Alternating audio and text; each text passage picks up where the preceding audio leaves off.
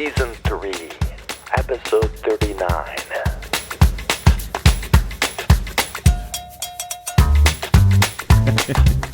Hello everybody, I'm Paul Hart, and welcome back to Life's Learning Curve. If this is your first time here, it's fantastic. We're a podcast about finding the best person we can be, and we do that through storytelling. Not fake storytelling, but factual storytelling. Things that really happened in our lives that may have changed who we are, made us better people. Today, you're here for a great show. We got a whole lot going on. This episode is number 39 in the overall series, and we couldn't be more excited, right, Sebastian? Oh, yeah. He's been in pre-production for weeks, well, maybe months, and he's giddy with excitement, right? Thrilled. Yeah, just full of joy, right? Because we're in this brand new season 3. Your emails and your comments are being read, and we encourage you to continue to write in. I like it a lot regarding our content, and we will continue with the all-new, true, how we became us type of stories. Through narration and occasional story recreation, we like when our listeners feel as if they're actually listening in on something happening. Please comment, or to subscribe, or just to listen or read our blog, or find extended info and deeper show notes. We're at our own website, lifeslearningcurve.org. No apostrophe. And on today's podcast, we come across people in our lives and somehow they move us ahead. They move us forward to the next version of ourselves. And they make us think. Back in the year 2000, my summer took me from Key West, Florida to San Francisco to Tampa in order to take the next very necessary step in my life. The people I met were instrumental, and what I learned from them and the classes I took advanced, opened, and sharply focused my mind. I could see who I was, what I wanted to achieve, goals, dreams. Were there bumps in the road? Yeah, absolutely. But I learned that summer to ride the rough waves, and I actually began to look forward to the rough waves. They're going to be there. You might as well learn how to deal with them. That was just part of the fun, and in a way, I've never really looked back. So let me make better sense of this by getting this going. Sebastian. Here we go. Life Learning Curve. I'm Paul Hart. Episode, Coast to Coast, Analog to Digital. Stand by. Now, I've taught you about being a producer, writer, editor of video in past shows, and I began doing that in the late 1980s, I'd say, using big old analog editing decks, and I edited tape to tape, 3/4 inch tape. Analog. The image quality was okay. It was okay. Not great, but it was okay. Every time I would edit from my source tape on my source deck and make that cut and that edit, which re-recorded the tape onto the master tape in the edit deck, it would lose a generation of image quality. It would get a little bit muddier, a muddier version of that original. And let me tell you something, that drove me absolutely crazy. Media and equipment were large, bulky, mechanical, and they broke down from time to time because there was so much involved with the gears and the movements and that type of thing. Capstan rollers. When I read about the invention of computer-based video editing, I was doubtful. But by the year 2000, the hard drives had finally turned out enough space. They were holding enough video content, enough terabytes to store my digital content, and I could edit with just a computer and storage drives. It finally happened, right around the year 2000 for me. Non-linear editing. No more tapes, no more muddier generations, bad-looking video. The entire editing process had changed. For the better. And I had enough contracted work from back then that I knew if I was going to navigate from an analog tape-to-tape world in editing to a digital world of editing with hardly any loss at all, it would help my business continue to climb. Why? Well, cameras became digital and recorded a signal to image cards or to hard drives instead of magnetic videotape. Analog cameras were swapped out for digital cameras, but that was not what impressed me the most. What impressed me the most was that the edited content looked as great as the original was shot. No more muddy-looking edited master tapes. Clients would love this. What an advantage the sooner I got into this. I loved it too. But the greatest plus was that I could finally integrate this into the learning strategies in the classroom where I taught my first job, my primary job at the time. So I wanted to integrate digital editing and shooting into the classroom for learning purposes. Now, to me, the applications for all this seemed endless, but there was a learning curve in all this. So I was going from an edit suite, which had big old mechanical decks, analog tape-to-tape editing suite, to a computer and hard drives. It was an entirely different beast. I had a month to train. That's what I gave myself. I was eager and ready to learn. I had this month. I was not going to do any work. I had that gap. It was June. And I found trainers on the West Coast, San Francisco and Los Angeles. It was a company called DV Creators. And that's their actual name. And I wouldn't say that, but they're that good. An excellent company, and they had top-notch people, and they offered courses all over the United States. But for some reason, there were none in my area, the Midwest. If I was to attend and learn about this, I would have to travel to the places they offered training. Okay. So I wrote for 2 grants for some funding and actually landed one of those grants. Technology in my school district had been allotted money every year for training for teachers or staff or administrators. And it had so happened that no one had used that money for over 10 years. So I applied.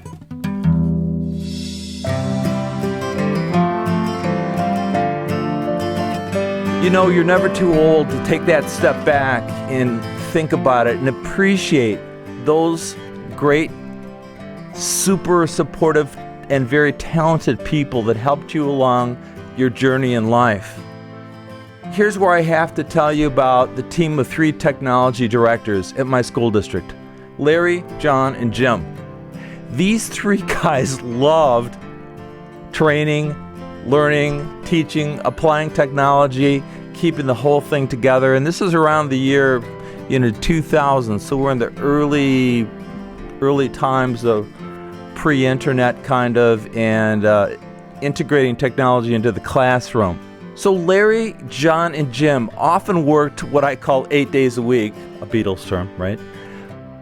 To put their program into play in the school district. They worked hard just because they had a passion for it.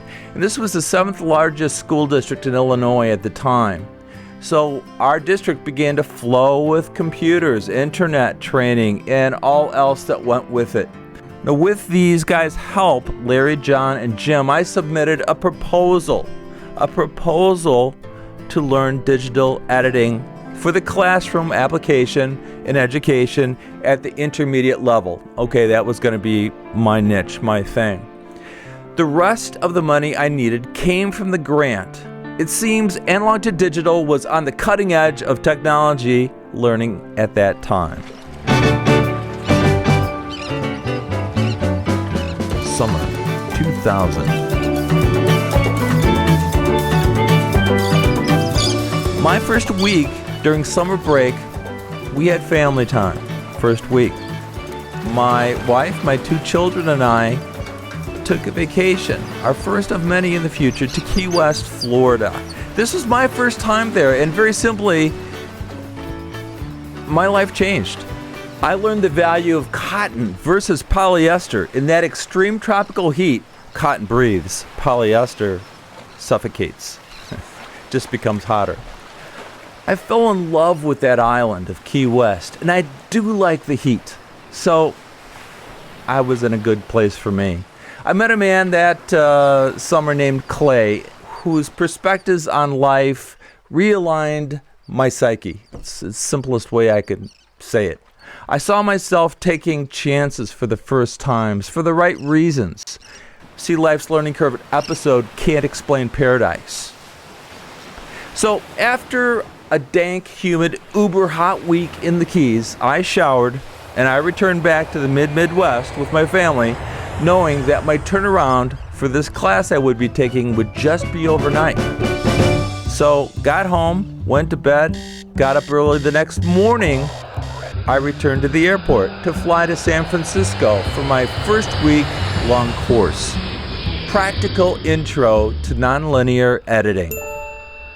Touching down safely at San Francisco International Airport on a bright sunny Sunday afternoon in late June 2000, I checked into the beautiful Monticello Hotel near Market Street, if you know San Francisco. The cable car Powell Mason line had their car turn around just outside my hotel. That was entertainment for me. Just having left Key West, where it was 95 degrees and a really excessive humidity of summer, I immediately noticed that San Francisco's warmth, it was 72 degrees, that's pleasant, but it had a breezy chill to it that week I was there. And I needed to buy a slight light jacket, as I'd only packed summer clothes.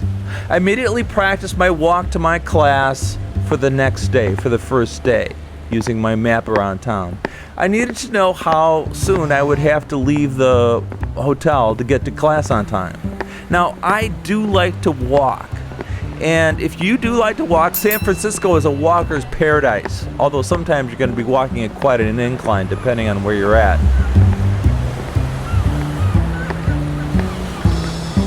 The unsheltered homeless situation. Now, in Key West, there were unsheltered homeless people that were somewhat docile, non-aggressive, kind of beach people that were in need of a bath, sunburned, or most were drugged up or liquored up. Sad, you know, it's too bad. If an unsheltered homeless person solicited money from you, they were very quiet and humbled and thankful. Thank you, sir. You're very kind. I appreciate it. Now here I was a day later in San Francisco. I practiced my walk route at 4 p.m. in the afternoon. That's the time I had. There seemed to be many more unsheltered homeless people there. These West Coast unsheltered homeless were more aggressive and sometimes very angry, whether you gave them money or not. Some screamed at you and some came after you, and I wasn't used to that after Key West. You idiotic son of a second loser. Is that all? Yes, dude, that is. Oh, yeah, that's... Lesson learned. Steer clear of that. The unsheltered homeless in Key West were most definitely different than the homeless in San Francisco. So from that day on, when I walked to my class, I made sure that I walked out of my way to avoid confrontation or someone trying to intimidate me.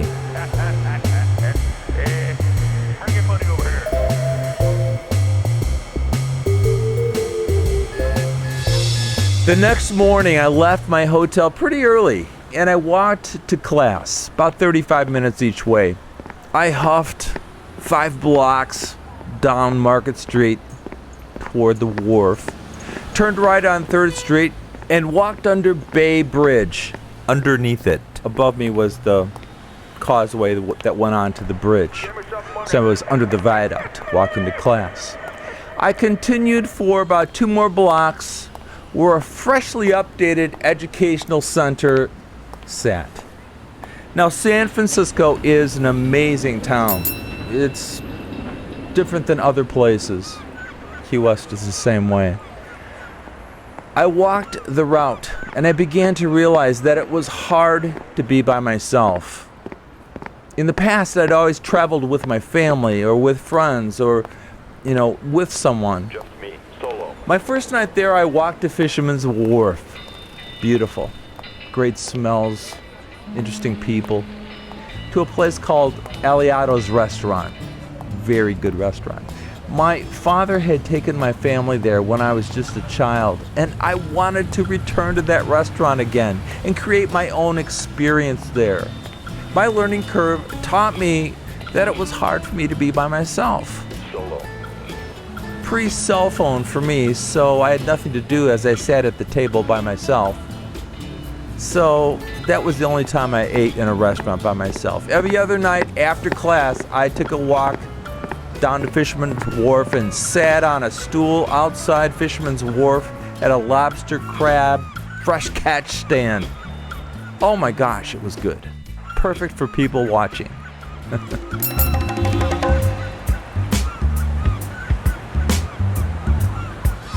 On the first day of class, I was excited. I walked to class, it took 35 minutes, and I successfully bypassed the aggressive homeless people under the bridge. I'll tell you what, I was more than excited to get this new process going. I needed to learn this, I wanted to learn this, and that's the best way to enter any classroom situation when you're this excited about it. The DV Creators instructor's name was Brian for that week, and he turned out to be, I guess, a resource in the future, a tremendous instructor as well, and just an all-around good guy. We had hands-on instruction, and we all took notes and perused the handouts that Brian gave us, like our lives depended on it, you know. And after all, this class was filled with people exactly like me, video editors. It was truly a community of people whom I could easily exist with. Dangling participle. We all talked about editing language. The only difference I noted was there was a difference between the people that were there to learn for their company versus the more eager independent editors. Some guys were, well, I was sent here to learn this, and other people were, I need to learn this. They were just like me. This is going to help things. I recall two class members. One was a very young 20-something girl, I'll call her a young woman, who spent a great deal of her time in class on her cell phone. It was a flip phone. She'd be chatting during class. The classroom wasn't that big, so we could hear her, about her boredom being at this class. And she smoked in a non-smoking building. When she was asked by the educational center's building manager, please do not smoke inside, she just stared him down.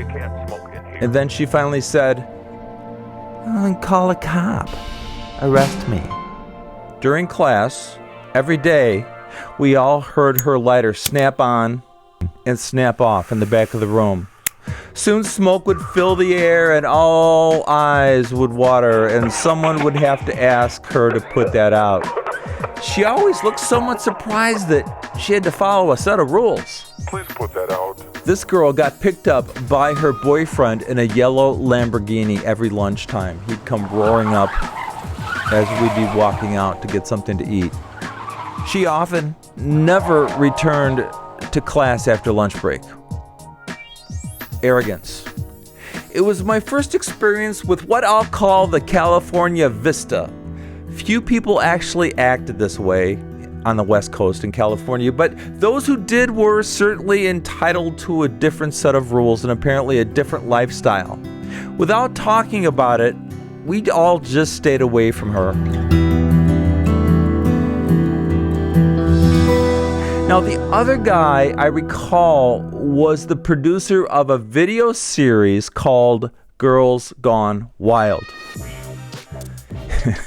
It was new at the time, and he was there to learn how to edit his own content to save himself money and keep costs down. He was not a success yet. This did become something bigger, I guess. His choice of making money was not really my thing, but I listened to the other editors and their project and their ideas and maybe some of their goals down the road. Since we were all kind of in the same learning experience and we were all editors, we all listened to each other eagerly. And I recall that this guy did quite well for himself. in years that followed, but he fell upon some hard times later on, I guess. Well, at least that's what I had heard. I'm not sure. But he was just one of the many types of editors there. The rest came from respectable backgrounds. We all respected each other anyway for each other's editing purposes, projects, goals. We all listened to each other eagerly to see what might be profitable in the future. Maybe somebody knew something. Other editors were either in business, as I said, commercial work, sports, independent, whatever. But what a great group of diverse yet unique and one-of-a-kind people. We made a listserv, an email grouping of names where we could communicate back and forth after class ended. And I have to say I used that for about 2 years. It was nice. On the last day of class, we all went out to lunch together. All of us together. The girl got picked up in the Lamborghini and off she went, but the rest of us all went to one place. Hey, come with us, Brian. Come on. The teacher came with us for the first time. Well, okay. And we all picked Brian's brain for content knowledge and tips with editing or whatever. It was This is great. a tremendous adrenaline rush that I could have lived with forever. After class, twice that week, I made a couple of phone calls. When class wasn't in session in San Francisco, I checked in at home 2 times that week. Phone calls from a telephone booth. A what? A telephone booth.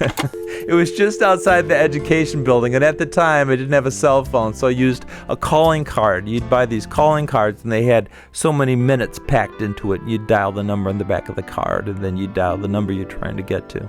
Hey, how's it It's going the way at we home? used to do things. I called home. Oh, yeah, I miss you guys, too. I was glad to talk with my family, my small children at the time. I think my son was about 5, my daughter was about 7. Oh, that's great. I missed them. Everybody okay? And yet I had to keep my call short, under 3 minutes. That's the way it was back then. After 3 minutes, the price goes way up. As I talked in the phone booth, I began to have a feeling that someone was getting very close to the phone booth. What? I glanced out of the corner of my eye and saw that it was one of the unsheltered homeless Man, people. Gotta go. I'll call you later, okay? He was getting closer and closer to the booth. You're off the phone. He must have lost his way mentally or something. He kept calling me Grandma, yelling, Use the phone for me, Grandma. Come on out of there, Grandma. Come on, Grandma, let's go. the rest was kind of I'm not going to tell you about it. It was kind of indecent, so I just shortened my call. I evaluated what possible physical harm might come to me if I stayed there too long, and on my own cue, I quickly exited the phone booth and re-entered the locked education building with a passcode I had. Safe. Another thing I learned was that in San Francisco, often you cannot tell a good neighborhood from a bad neighborhood when you're down by the bay, down by the docks. Everything looked clean and upscale, but not true. It's a facade.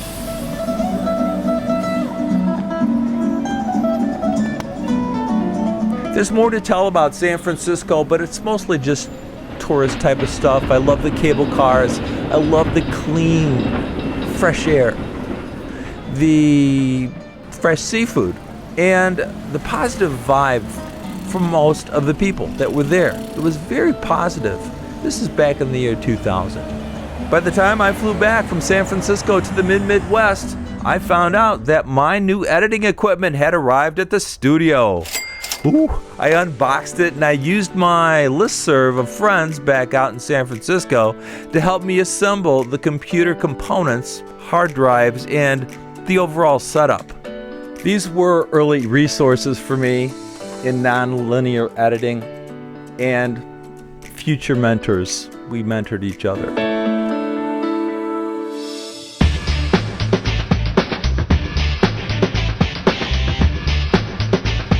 Here's a side story.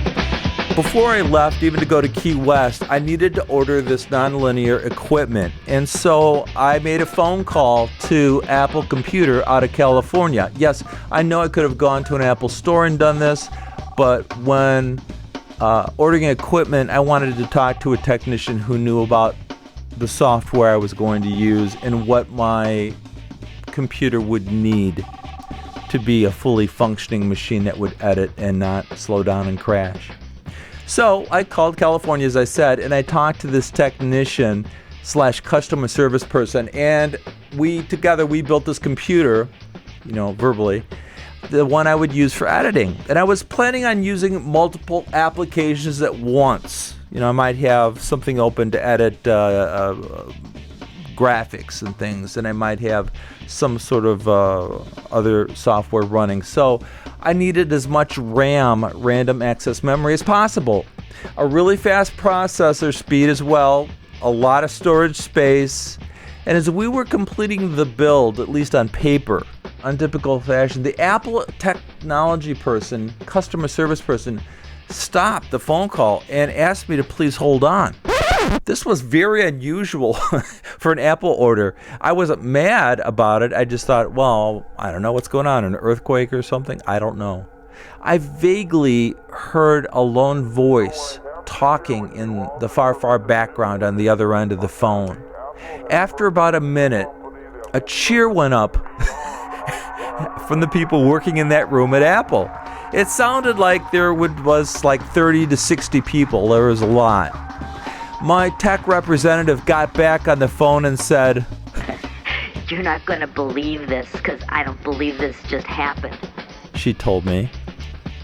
Our boss, Steve Jobs, who I've never seen before, just walked into the room here. And he was happy. He was very happy. He told us that there had been a major acquisition that Apple had just made, and it would be great for the company.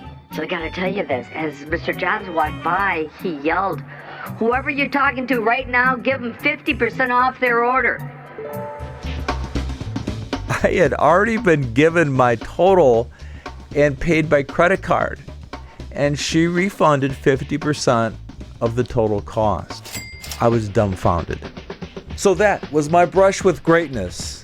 A muffled and indirect non-conversation with legend Steve Jobs.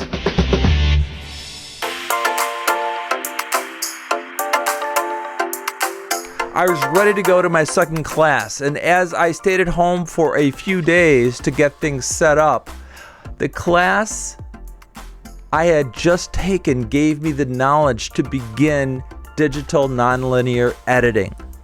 Some of the simple processes. Something which I had very little concept of just weeks back. I used a lot of notes. I understood the concepts of timelines from childhood and math classes. Good. My business was about to launch into a cleaner and clearer new updated world. But first, a week later, I would take the final course out of my 2 courses that summer.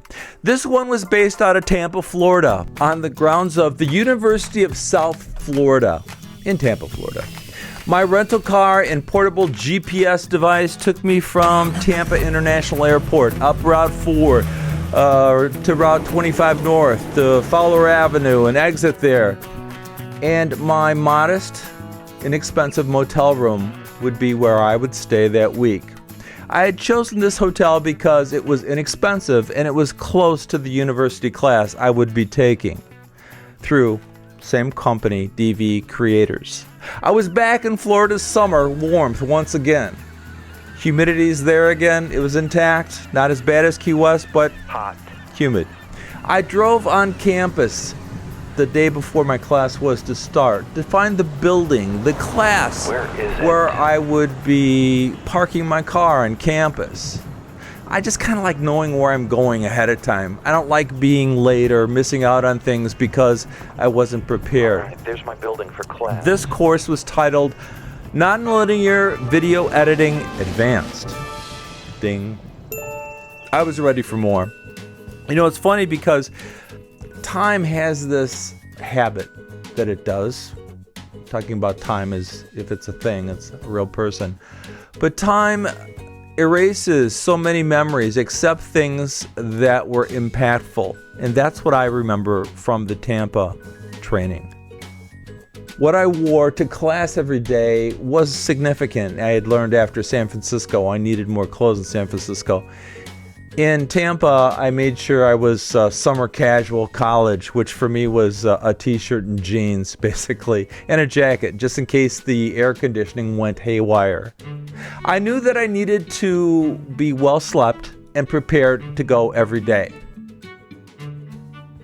Money was being spent, and this was important. I recall 3 major things from my second training. Number 1, the instructor was even better than Brian in San Francisco, and Brian was top notch. This guy's name was Steve. I sat near the front, which was kind of, it was best for my style of learning. Right up front, no distraction. It was a larger class, 50 to 60 people compared to San Francisco's maybe 30 people in that class. So it was less personal because there was a larger group of people.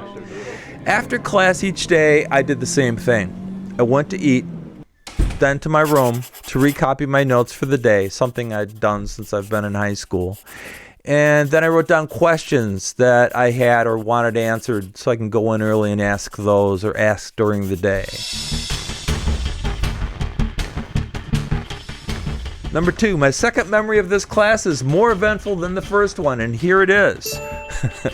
The second strong memory in Tampa came at nighttime. Back then it was 2000. I was prone at that time to getting these horrible, very intense sinus headaches. I don't get them anymore. If you've ever gotten a sinus headache and you're in tremendous humidity and what you feel like oppressive pressure, it can be kind of painful. It can take you out of the game. Usually a sinus headache for me was like behind one eye or over one eye or that type of thing.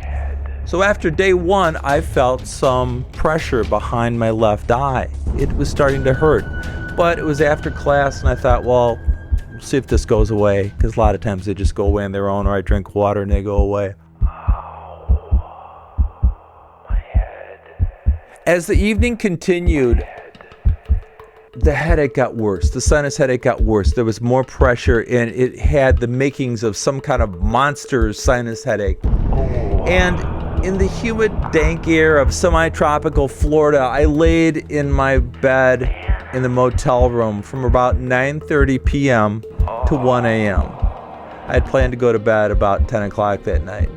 The pain became unbearable, and I knew I had to be up and awake and alert for day 2 of class at 6:30 a.m. the next morning. I didn't have any sinus medication with me, or aspirin, or anything like that, because I'm not like a sickly type of person, but it got me. So I got dressed. It was 1 a.m., and I walked down to the office in the hotel. I talked with a girl that was working at night, and she had no aspirin, but she said there's a pharmacy right down at the end of the corner. You can walk down the street, or if you have a car, drive down there. The pain was intense. I returned to my room, and I gathered my wallet and my car keys, and I motored to the nearest gas station, and I bought a couple of sinus tablets. It was a hot night, and my rental car didn't have air conditioning. Sweat poured down my face, I recall, as my head pounded, and I tore open the tablets and popped them both in. They were sinus tablets, and got a drink at a drinking fountain that had warm water. I remember that, but it was okay. I was glad to have any kind of relief coming my way. I was thankful, but I was not out of the woods yet. I returned by car to my motel room, head pounding and sleep deprived. I could not wait for the slow relief and comfort of that motel room's air conditioning and my somewhat comfy bed. I needed sleep. When I reached the door of my room, I dug in my pocket for my room key. No key. Oh, no.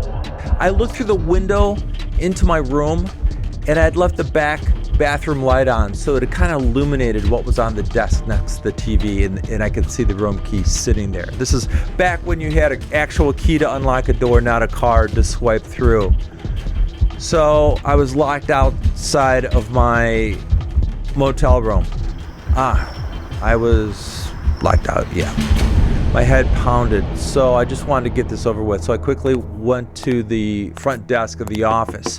As I got to the door, there was a sign on the door and it read, "Closed for the night.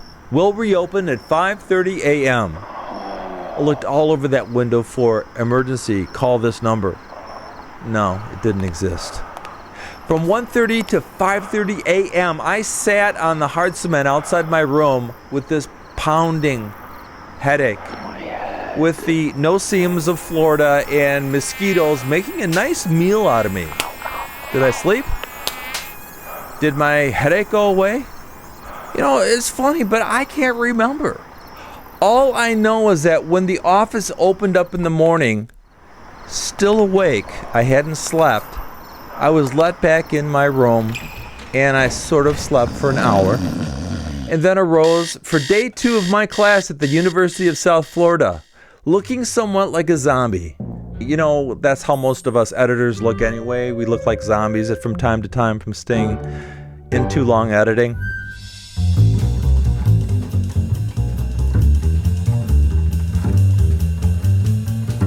Number 3, and my favorite story out of all of them. Okay, on day 2, I was all kinds of groggy that day, but I caffeinated myself up for my day ahead. I wanted to network that day with individuals or find some people, good people to make connections with, like I had done in San Francisco. So during breaks and lunchtimes, like we did in San Francisco, I looked for people, but they kind of all had paired off, and it was less than successful finding a friend or two. But on day 2, out of the 5-day course, I had seen these 2 guys in class that's really stuck out. And the reason why is they had white shirts, black ties on, and black dress pants, as they used to call them. Pleated, seamed, pressed dress pants. And these really nice pressed shirts. And their ties were always all the way up, not loosened. Short hair, combed over with a part. I noticed that they quietly spoke to one another, but they didn't speak to anyone else. During lunch, I walked over to this twosome, and I asked if I could join them for lunch. Now, all my life, I've been the type of guy that if I had the opportunity, I would locate the most quirky person in the room and make friends. Because you're going to get the best stories or the best experiences, and this did not let me down one bit. Of all the people I could have sourced out, I chose these guys, and I knew they were not common breeds of editors, and these 2 guys just did not let me down. I approached them and said, "Hi, I'm Paul. Do you gentlemen mind if I join you for lunch?" They looked at me in my t-shirt and blue jeans and said, "Have a seat, son. Paul, just what kind of trouble have you been in?" And then the other guy said, "Do you call this a safe cover for yourself, Paul?" And the first guy said, "Look, I can have your bio in less than a minute if I call you in."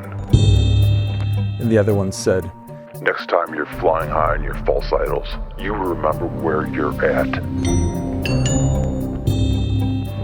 I was stunned. Oh no, I thought, what did I do? Who are these guys? Is this legit? Are they kidding me? What's going on? Within a second or two, they both chuckled in a really silent, unnoticeable kind of way. I liked it.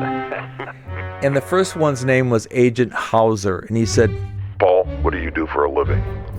I'm in education. I said, I also have a media business, and I wrote a grant to get here. I'm trying to learn computer-based editing. How about you guys? Now they laughed out loud for the first time, both together. Agent Troth said, "Paul, we work for the government, a division of the FBI.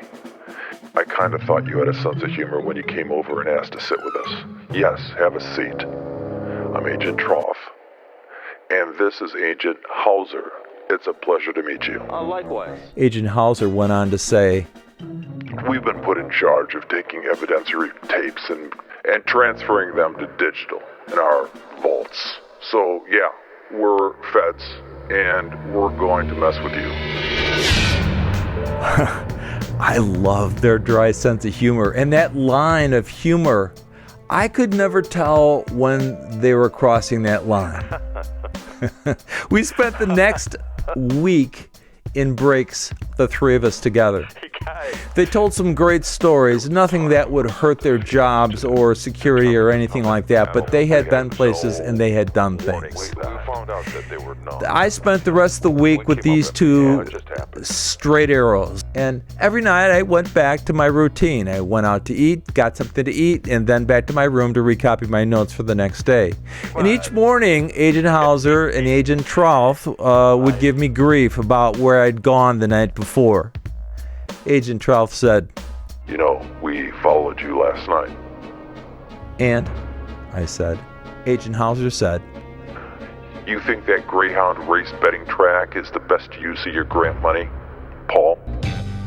Agent Trolf, Fraud. Yeah, that's fraud, all right. I already called it in, Paul. you guys are tremendous tools, I told him. We started laughing. Agent Trolf then serioused up and said, Is that right? Agent Hauser said, You know what, Paul? You'll be singing like a canary when we turn in our report on your nightly Greyhound dog track losses. How's that? I said in my best Jack Webb voice from Dragnet. Agent Trolf said, Grant money, huh? More like gambling losses. Man, I love those guys. When it finally got to our last day there, on the final break of the day, the three of us sat there one more time. Just me and the two feds. And the following conversation took place. Agent Trolf said, Hey, Paul, you don't copy software illegally, do you? Now, I have to tell you, I never have copied software illegally. I don't believe in it. I believe in people have products and they need to sell that product to make money. And if people rip it off, like what has happened to music and things like that, nobody profits. So I strongly believe in non-piracy. So I said to the guys, No, I don't believe in it, Agent Hauser. Agent Hauser said to me, Well, if you did copy software, this would be the software tool to do just that. If you did that kind of thing, which you don't. Agent Trolf slid a business card over to me and I glanced at it. There was a web address and a link to that software. Agent Hauser said, But you would never do anything like that, would you? I smiled at them both and said, Absolutely not. Hey, gentlemen, thank you very much. It's been a great week. I saw a slight smile, and I mean slight, from both of them. Hardly any affect. I think that these two guys interacted and they played with each other like this all the time. I felt like I was in the middle of a Dragnet TV show rewrite all week. And the constant verbal patter between these two guys was quite funny to me. And I went along with their dusty, dry, bone-dry comedy all week and stayed with these guys during breaks. They were great guys. You know, sometimes sourcing out the oddest birds in the room can get you the most unexpected and humorous results.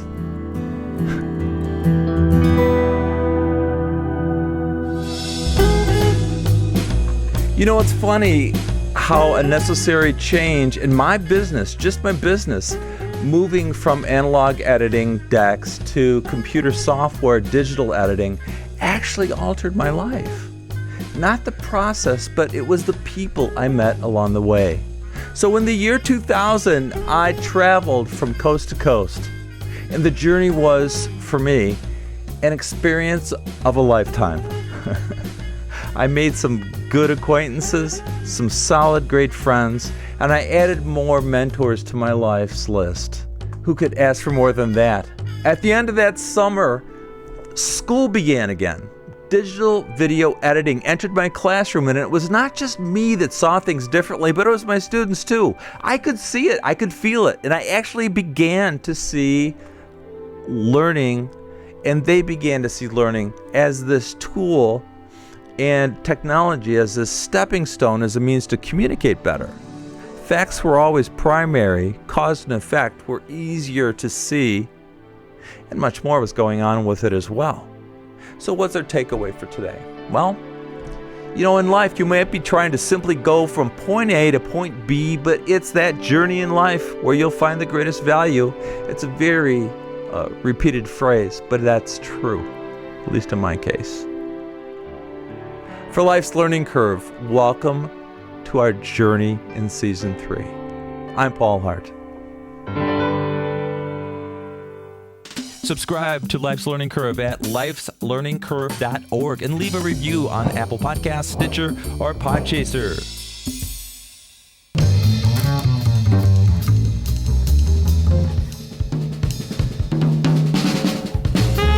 Life's Learning Curve is produced by Paul Hart, Technical Director Heidi Cerner, Supervising Producers Sebastian T-Dog, Tim Luna, and Christine Fonda. Some names and voices were changed for entertainment purposes only. Editor, Paul Richards. Audio, as always, Riley Hart. On this episode, special thanks to the bone-dry comedy of Agent Hauser and Agent Troth. What a week.